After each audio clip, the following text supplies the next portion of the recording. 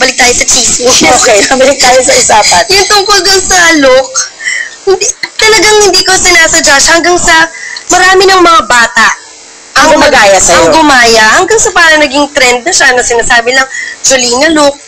So, yun, sobrang masaya ako ng ganun. Natutuwa ka kasi kahit pa paano, na-appreciate nila kasi para gayahin ng bata yun. Ibig sabihin na naaliw sila at natutuwa sila. O dahil, para po sa akin, masaya ako na ang unang naging fans ko mga bata.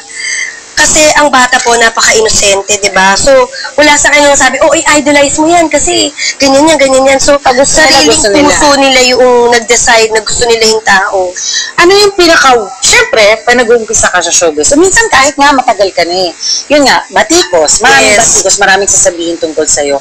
Sa tingin mo sa buong career mo, ano na yung narinig mo na pinaka nasaktan ka, worst comment na nadinig mo about you? Parang binabatik sila yung daddy ko. Nakahurt ako talaga. Siyempre, daddy mo yun eh. Alam ko yun. Alam ko na nasaktan ka nun. Masakit talaga nun. At saka, ikaw ang kasama ko nun talagang medyo nag-iiyak ako sa TV. Dahil hindi ko na kaya ang mga batikos nilang yun. Kaya sa tao ka lang naman, natural lang na masasaktan ka. Nung time na yun, si daddy mo, ano yung naging feeling niya? Kasi, syempre, ikaw yung nasaktan for him dahil ikaw yung nasa TV, di ba? Kasi daddy mo, siya ba yung nagpilit na maging strong for you para hindi mo masyadong damdamin? Sa totoo lang, nakikita ko kasi si daddy strong eh. Pero kasi, alam ko, kahit na hindi niya sabihin sa akin na strong siya, nararamdaman ko na na-hurt din siya sa loob niya. So, para sa akin, gusto ko man maging strong para sa kanya, talagang, minsan hindi ko na napipigilan eh, pero talagang dapat kong pigilin. Pero ang maganda nangyari nun, napagtulungan namin kung paano namin i-handle lahat ng yun, na strong kami lahat. Kumbaga wala silang nawasak na kalooban namin. Okay, and now, umpisa mo nang haluin yan. Okay, dahil maubos ko na yung pan-decoration. Oo. Okay, so, binudget ko na yung pan-decoration. So ngayon, dahil na yan, nandiyan na yung hipon, ilalagay na natin yung mga prutas. Okay? Asan yung spoon natin? There's a spoon there, over there. Yes. Pero pwede natin gamitin, ito po. Pwede natin itong gamitin. Pero may time spoon. Siyempre, ang spoon, di dapat mawala sa spoon. Correct. Yun. At importante ang spoon sa pagluluto. So, lalagyan na natin siya lahat. Yan. So, ito ba, gagawin mo para kay Bebong? Matanong ko lang sa'yo. Why not? Pwede rin. Favorite niya rin to. Si Bebong yan, hindi naman niya kumakain ng California Maki. Pero dahil lagi yun ang kinakain kapag nag-Japanese restaurant kami, natuto na rin siyang kumain ng California Maki. Kinakain niya lang doon yung mga piniprito.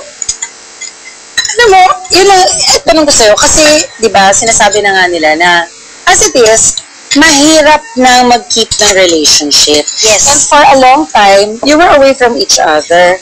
For years. Hindi ko napaka-trying yung times na yun. Sobra. Lalo na, ako po kasi yung tipong tao na napaka-extrovert ko eh. Mas na-energize ako pagka maraming tao sa paligid ko. So, gusto ko lagi ako may kasama. Hindi man kailangan boyfriend or dahil hindi naman ako tipong kailangan lagi may boyfriend. Pero gusto ko nandiyan yung mga friends ko, tapos yung family ko, ganyan. Tapos nagkaroon ako ng talagang sasabihin kong boyfriend talaga at tanggap ng parents at talagang mabait at pero nailayo naman po sa akin. So, parang, sabi ko, tama ba to na ganito yung nararamdaman ko? So, parang talagang takang-taka ko nun. Pero, ang mainam sa nangyari sa amin, makinig ka, Iha, parang ang lola dito.